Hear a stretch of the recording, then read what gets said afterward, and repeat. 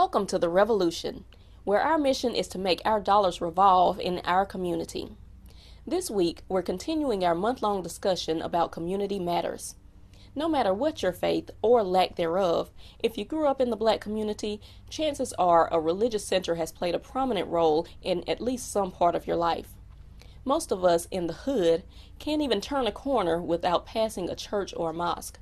Yes, the same hood where citizens are literally struggling for survival. Today, I'm interviewing a widely respected pastor in Tuscaloosa, Alabama, Rev Tyshawn Gardner of Plum Grove Baptist Church. He's also the president of Tuscaloosa's chapter of the Southern Christian Leadership Conference. I didn't want to sit down with Rev Gardner to bash the Black church or to lay all the community's problems at his feet. Rather, I wanted to have an open and honest conversation about the economic role that the church plays in the Black community. Let's see what he has to say.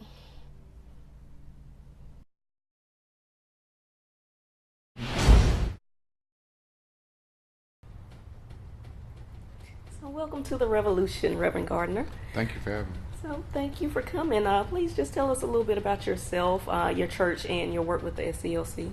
Okay. Yes, so I am the senior pastor here at Plum Grove Baptist Church. I've been here as the senior pastor for 14 years.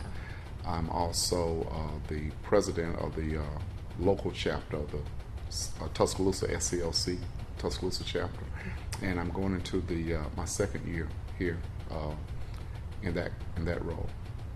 Wow, wonderful. So I chose to interview you specifically because I know that you are a leader amongst leaders, and I know that a lot of different pastors, as well as the whole community, has a lot of respect for you. So we just wanted to get your perspective on some things that are going on as far as economics in the Black community and how the church plays into that. So just have a few questions. First off, we all know that the church is a place of worship, and it's where people go to have their spiritual needs met.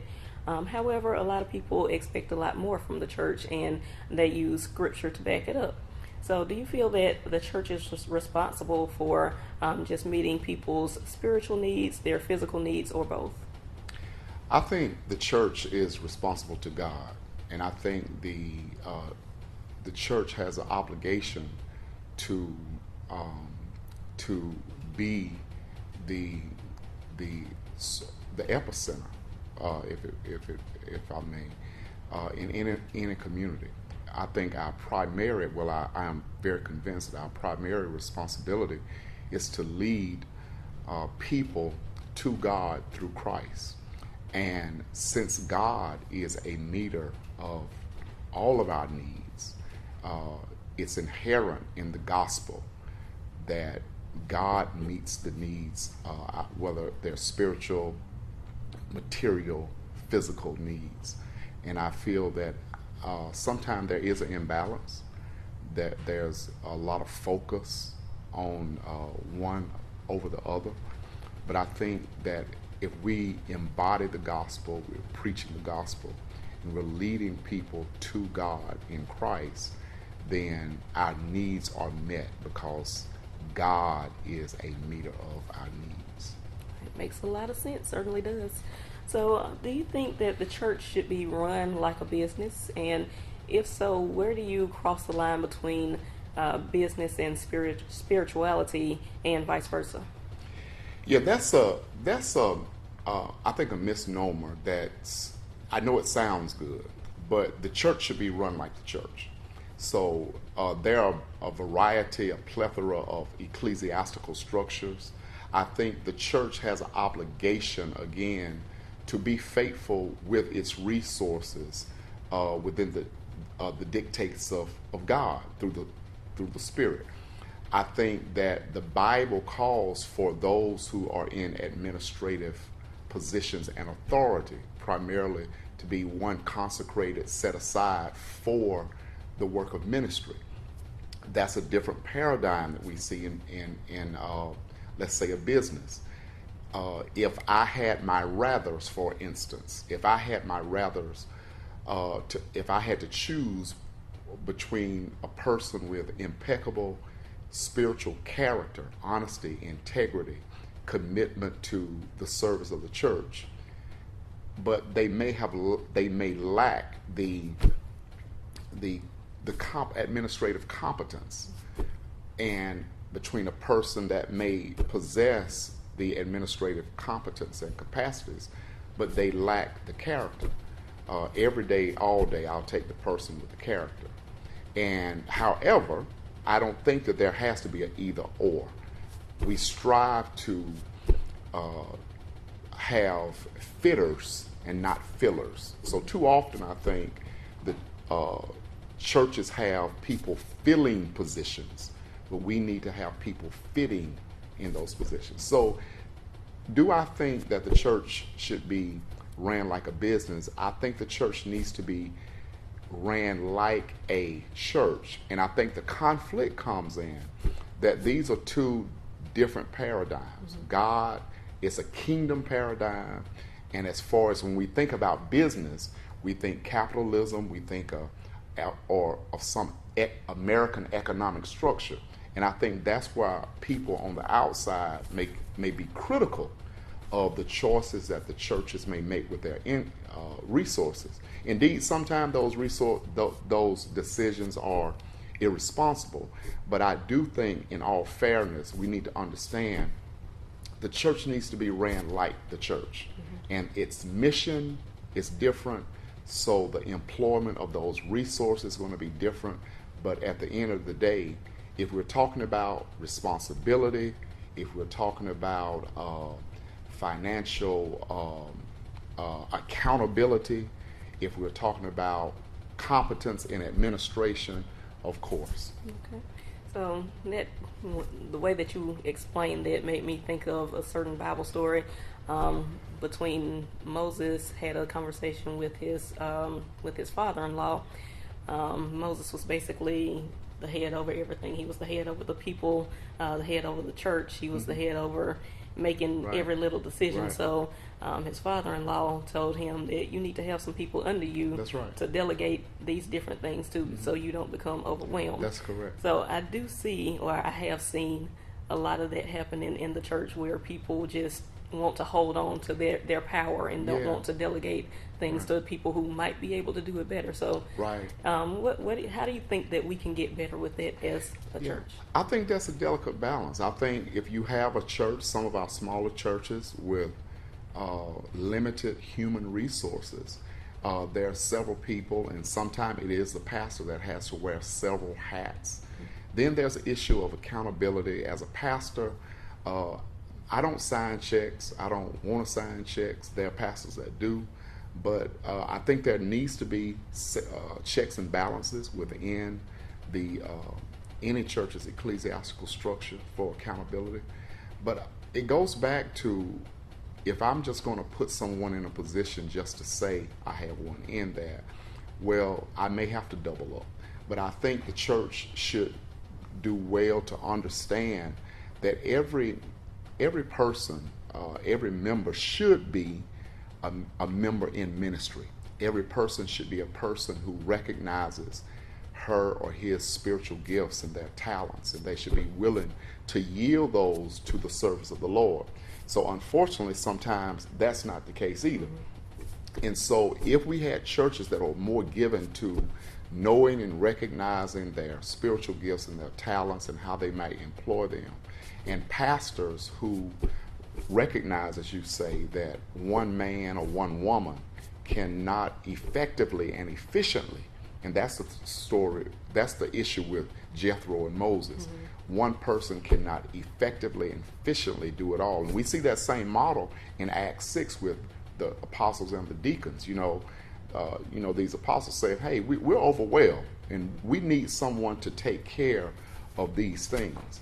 I think the pastor should be the one to select, delegate, but delegate and select, I think he or she should. So just to summarize that for the audience, basically what he said is, don't be a pew warmer. Get up and do something if you're in the church. That's right. So there are several different views on the purpose and use of tithes and offerings. So what would be your definition of each, and how should they specifically be used? That's a very complex question, and I think it varies from church to church. There are churches, again, that are limited in resources, so they may not have a full-time staff. I think the resources, the financial resources of the church should be used if we, as Stephen Covey said, if we begin with the end in mind. So if the end is to promote the gospel within the community where that church is situated, if we begin with the end in mind, then we have a better assessment of how to use those resources. So, of course, we live in an era, and this dynamic is changing some, where physical resources in terms of buildings and structures have to be maintained. Mm-hmm. So, of course, people have to, in our Christian tradition, have somewhere to worship. And then I think that there is the responsibility to the woman of God or the man of God to ensure that that person is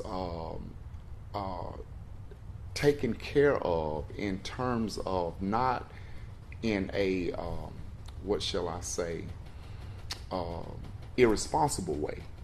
But I think the church, according to the scriptures, has a responsibility to the ministers, and that's not just the pastor, but the church has a responsibility to those ordained and employees that are called to, again, promote the gospel in the community. So I think those resources should be used in that way. And then, of course, there's the programmatic and the ministry components as well. So I guess physical resources, human resources, and programmatic and ministry endeavors. So maybe in that order too. Okay, makes a lot of sense. So really, really good discussion so far. We're going to stop for a quick commercial break, and then we're going to pick up with a lot more.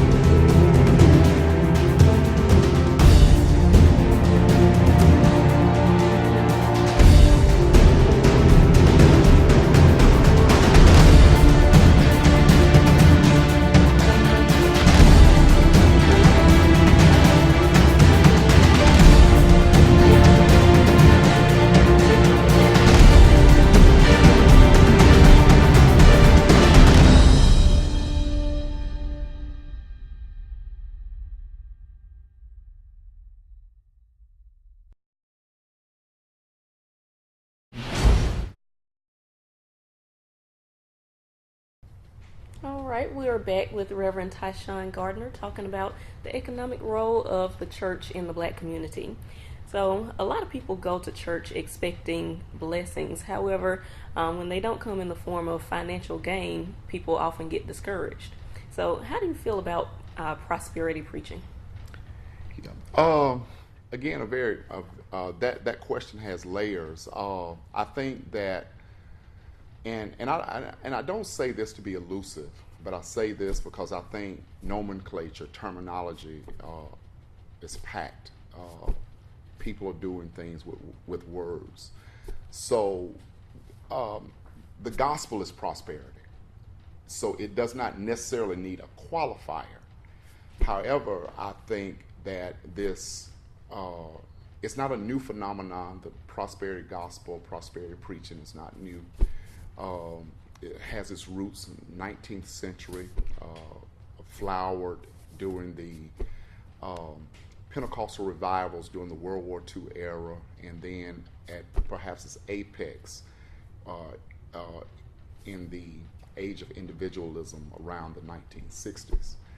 I think that prosperity preaching, if by that we mean an emphasis on material blessings and how one may measure immaterial faith by material gains, that's very flawed. We have to be careful with that, because I do believe that disobedience, when we live our lives out of alignment with God, of course there are consequences, and sometimes those consequences are financial lack, as well as if we apply wisdom in our practical life, when we live in harmony with God. The consequences tend to be, not always in all places, material prosperity. But if we measure that, if we use that as a measure, we would have to apply that to all places. So is it fair to say, for instance, several years ago, I spent 2 weeks in Ghana, Africa. I've never seen people with a more fervent, vibrant faith and love for the Lord, but they are suffering. On the same hand, I've never in my life, and I've been in the military, I've been all over the world, I've never seen poverty, the depths of poverty like that. So is it fair to say those people don't have enough faith? No, we can't say that. So as a measurement, we shouldn't do that. I think what has given rise to the prosperity gospel and the hunger for this sort of ideology is three primary things. We live in a culture of gross biblical illiteracy. So what that means is, if you don't know the Bible, if you don't know kingdom teaching, biblical concepts, and you apply it, and if you take advantage of that in this age of the unchurched, anything that sounds good is going to be readily acceptable. If you combine that with the fact that people are hurting, they just want a way out, that magnifies it. So biblical illiteracy. Another component that's given rise to this type of preaching is the lack of influence, loss of respect for mainline evangelicalism. Evangelicals have dropped the ball. They've emphasized the sins of the bedroom while they minimize the sins of the boardroom. Mm-hmm. They've had a very narrow view of a theology of sin, placing more emphasis on same-sex marriage or abortion, but they are very silent on racism. So we live in a world now where people, even if you're not in church, you know that's not right. Mm-hmm. So they've lost that stream of evangelicalism. They've lost their or losing their witness. But then there's the black church that has also failed in the past 15, 20 years with a lack of prophetic urgency, and that is speaking truth to power, speaking to the structures of sin, not just individual sin. So I think the error in prosperity preaching is it's almost a works theology, because you have to have enough faith, you have to do enough, and that's not the gospel.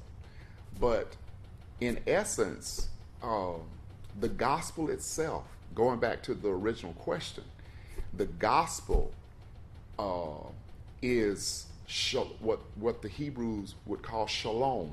It's a wholeness, it's wellness in every component of life. It's peace of mind. And let me say this. I think one of the main flaws in this age of prosperity preaching is it promises the potential of financial overflow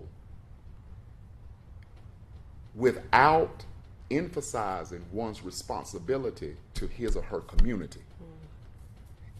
And so so when people go to church looking for a blessing,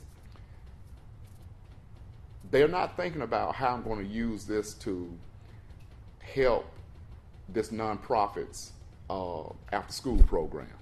They're thinking in terms of Michael Kors, Louis Vuitton, Red Bottoms, and so forth and so on. So there's an emphasis in the individual and not the community. But then secondly, where we see this kind of preaching flourishing, it does not demand that those very adherents become disciples of the gospel of Christ. It does not demand that they pick up their cross. It does not demand that they are servants. So if you can imagine what people are hearing when they're hearing your season and your breakthrough, they're certainly not thinking how my life and mind can be transformed. And I would beg to, I think it can be argued, the more one is transformed to the image and likeness of Christ, a more robust worldview. So there's not so much of an emphasis on excess. You know, there's more emphasis on a total wholeness, healthy, not just in body, but in mind and spirit, financial. I want my community to be whole. So I think the flaw with that sort of preaching is it's not only misguided, but it misdirects those who adhere to that. And so, of course, we have to be careful with the terminology. It's not a new phenomenon in America, but I think that sort of teaching is less kingdom and it's more American capitalism. It affirms the economic structures in America that, especially as African Americans, we know too often have oppressed us, and oppressed us. And so that's my take on it. I definitely love that explanation, and especially one thing that you pointed out, how if you do receive financial blessings through your faith in God, then you should be giving more of that to the community and sharing with the community. And the reason that stuck out with me is because we do see a lot of our prominent black people get on top with all their wealth. They move out of the community and go do their own thing. And then when they hit rock bottom, the community they come back to. So when I have seen people, prominent people in the community, when they go through things and they have been good stewards within the community, then the community rallies around them and they'll help them out, help them get back to where they were before. So I definitely agree with everything you just said. If you are doing the right thing with your financial blessings, then the community will help you keep and grow those financial blessings. They will support. So, if it's business, they'll support. Exactly. If you're responsible. But to say that we measure, that we use as a measurement our faithfulness to the gospel and faithfulness to the kingdom and faithfulness to Christ, if we measure that by financial blessings or materialism, we're missing the gospel, and that's unfortunate. I definitely agree. So a couple more things. There's been a lot of controversy over the last few weeks about Joel Olsteen, how he initially refused to open his mega church as a storm shelter for the victims of Hurricane Harvey. So I don't need you to comment on his actions specifically, but what are your thoughts? How should the church respond in situations of extreme need? What should be the church's first priority? I think the church's first priority should be to, going back to my initial answer, is to, if they can, when they can, is to be an epicenter of all things. That's going to vary by resources, financial, human, logistics. And, you know, I've read, and I know you said not to comment on that. I didn't have to comment. But I think with Olsteen, you know, some of the criticism has been unfair. I mean, I'm a pastor, and so I don't like criticizing pastors because there are decisions that I make that may not be understood by people. I think if in that situation, there's so many variables. We have to look at, was his people safe to come in? Opening the church, would it have put his people at risk? Would it have put other people at risk? Would it have done more damage? Did he have time to rally the human and financial resources? I certainly don't believe that any pastor or any person should be at the whisk and whim of people who are potentially liable to level criticism. But I think it would be an atrocity and a shame for Tyshawn Gardner to be blessed with this beautiful facility and not use it in a time of crisis. Thank God that Joe Olsteen, whether by his own volition or pressure from the media or conviction from God or a combination of all three, did that. But I think that, yes, the church has responsibility to, number one, God. The church has a responsibility in the community to reflect Christ to the community. So that also means being a epicenter, we're in a beautiful facility now. And when we built this facility, one thing that I emphasize to our church, this building belongs to the community. So this won't be a building where we have church stuff, So this building is open every Sunday. So every Sunday you're going to find 40, 50 young people playing basketball, being ministered to. The programs we run, educational programs during the school year, summertime. Coming up in September, we're having a conference for battered women. And these are people that don't belong, they are not members of Plum Grove, but they are members in God's earth. And God has called the church to be light, to be salt. And there are a variety of practical ways that we live that out. So does that include being there for people in times of crisis? Certainly it does. Considering that every other variable, we check those off. So the church has a responsibility to the community where it has been placed. That's why God placed it there. So you just gave some really good concrete examples of the things that your church is doing in the community to help out. I know a lot of other pastors, both in the country and throughout the world, are doing a lot to help out their congregations and their communities. Personally, I don't have any issue with pastors receiving adequate compensation if they are doing the work. Recently, there have been literal riots in church services where people feel that pastors are just getting rich off tithes and while their congregation is suffering. So what are your feelings about that?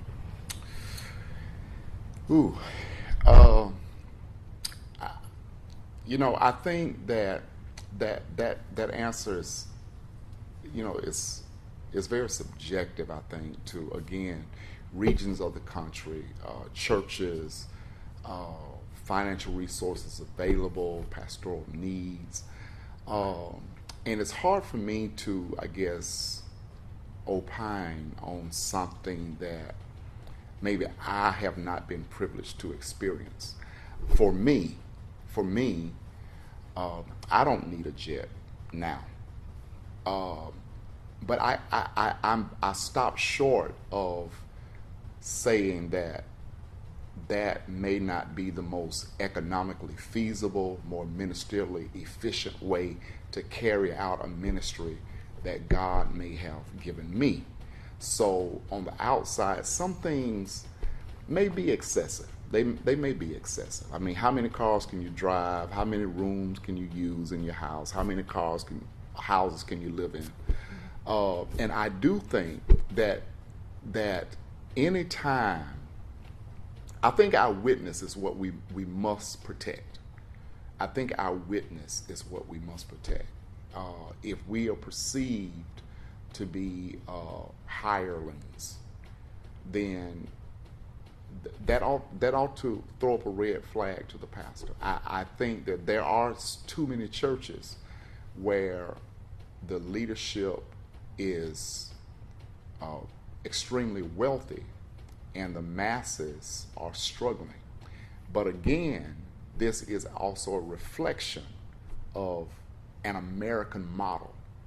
So corporate America, we see the CEOs, CFOs, bonuses and profit sharing, and merit bonuses and extraordinary salaries, when the workers many times are temporary workers. They don't even have insurance, or they are not making a wage sufficient to meet their needs. And we see that in too many churches. And it breaks my heart. And I think pastors need to be aware of that. John Piper has written a book entitled Brothers, We Are Not Professionals. And I think we must remember that at our absolute best, pastors are no more than servants. We are servants. So what you're beginning to see in a lot of churches in America is a sacerdotal type of structure. And this is what happens when you have pastors who don't know church history, parishioners who lack church history. It's a sort of going back to a system, a theology that God delivered us from and God has already condemned. But we see too many pastors going back to this sort of corporate model of leadership when that is certainly not the New Testament model. So it's hard for me to say. I know that I want to provide a good life for my children. I don't want to struggle. But at the same time, I don't want to be a burden on my ministry. I want the same things that someone that's working a very good job. I want health care. I want to take my kids on vacation. I want to buy my wife a new car every now and then. I want those things. And I don't think that that's irresponsible. But I think that there is a line of excess. I think there is a line of excess. But the pastor cannot be responsible for the financial decisions, the life behaviors of every individual. So regardless if that pastor forfeits his income, you just might still have members in that congregation who live in poverty because that's their choosing. But there are resources that excessively flow to one or two individuals that probably could be better used through programs and ministries that will help those who might be struggling. And I think that we have to keep an eye on that. Makes a whole lot of sense, and you gave a really good lead into my next question. I know a lot of pastors receive rather considerable compensation, yet at the same time they ask their parishioners to volunteer their talents for free. So I know a lot of people who I know personally who give so much of their time to the church that it interferes with them being able to make a living for themselves. So do you feel that people in the church should be compensated for the work that they do for the church, or do you think everything should be pro bono? I think that there are certain positions that are necessary for a church to operate for its members that we must compensate those members. For instance, I love my children. I love my boys and my grandchildren. And when faith is a big part of my family. When they are here, I want someone to pour into them sound doctrine. I want a healthy recreational environment. And I'm willing to pay somebody to do that. So I'm willing to pay a youth pastor to do that because my children mean a lot to me. The church can't pay everybody, but neither should the church expect in a pragmatic way. There are some things that the church cannot expect those members who volunteer to their time to do. So we're seeing churches all over America volunteer to help out in Houston. But this, fortunately, that's not every year, every month, every 5-10 years. However, there are pastors, and I think what people have to understand, ministry is not just doesn't take place on Sunday morning. It takes place it's a different animal. Mm-hmm. It's a job like none other. So I think that there are positions in the church that the church would be wise to invest in some type of remuneration and compensation so that that church can reach the community and provide services for her members. So that question is sort of there's a double-edged sword there, because if there are members who spend the bulk of their time working on their job or pursuing their careers, of course that's less time that they have for their families and the church, which means that the church cannot offer some services to its members. But that person that has a full-time career, and I don't expect that person to be in the office 5 days a week. But I have some communal concerns. I love the children in this community. I want to see every single child in this community have the same opportunities that my 3 boys have. But in order for me to do that, I can't do it with people that are just volunteering, popping in and out. It's an investment to the community for me to pay certain people, administrators and people that lead us in worship, people that care for our youth, run our programs so that we can level the playing field and shrink the achievement gap. Mm-hmm. So there are some key positions, I think, that we would, not only should we provide compensation, but we would be wise to do so. Okay, makes a lot of sense. So last thing I want to ask, churches in the black community, we seem to be really good at throwing people fish every now and then. However, we don't see many churches handing out fishing poles. Mm-hmm. So why do you think it's so easy for us to just go do charity work, but we fail to focus on creating jobs so our people won't need charity? Yeah, that's a good question. There are some churches that just can't do it. I think that the church, we must be mindful that there's a difference between charity work and justice work. So charity is a cookout where you feed the community. They come and eat, they go back home. But the work of justice is when we go to the city school board and we say, we need a better curriculum, we need better programs, we want the same thing that the kids on the other side of town. Those are things, again, that's a part of the prophetic tradition. And the black church as a whole, it's always been our identity. We've been a church of prophetic urgency, a prophetic church. And when I say prophetic, I don't mean a foretelling, I mean a forthtelling. So that we dangled that word so bad but when we read the New Testament, of course there's a foretelling. God said you're going to be here 70 years and you're going back. There's a foretelling. But more of what we see prophets doing and more of the tradition of the African American church is the prophetic urgency. What is God saying now? It's a speaking of truth to the powers that be, and the powerless.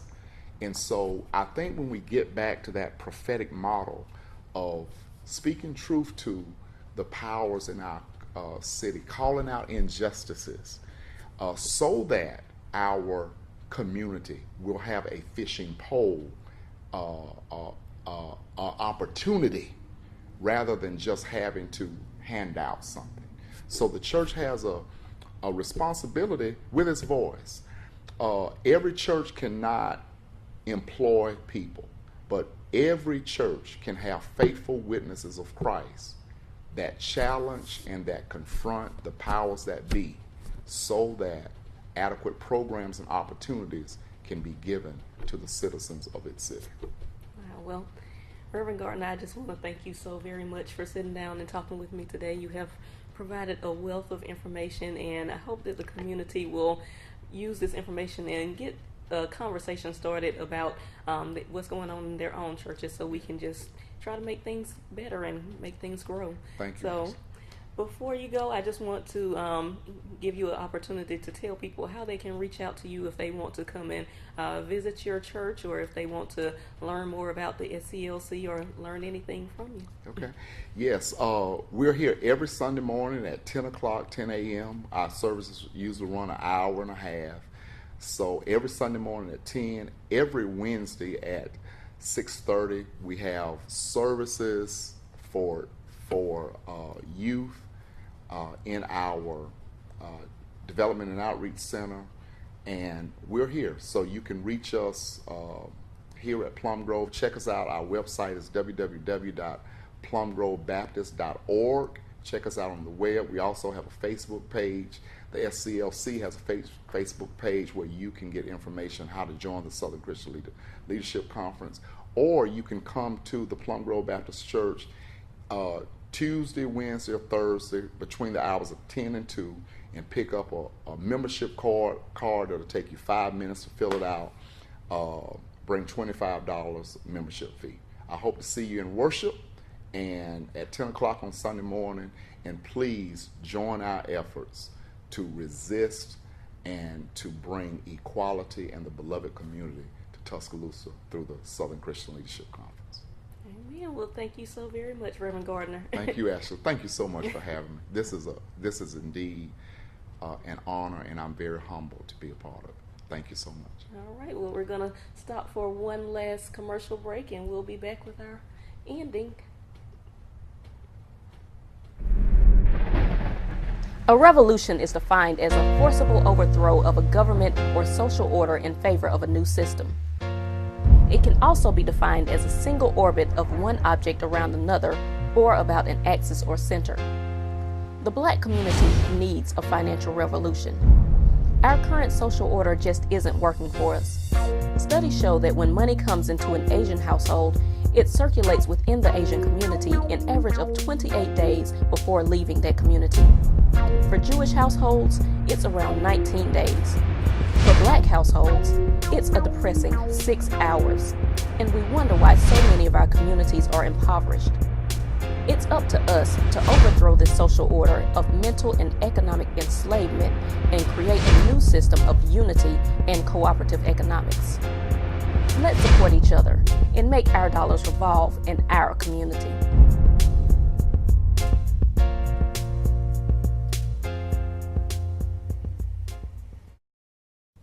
We want to thank Rev Gardner for his insight into the economic role of the Black church.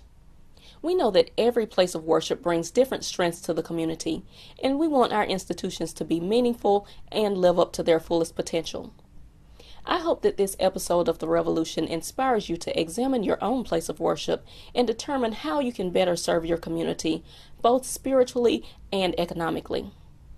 Let's support each other and make our dollars revolve in our community. Hotep family.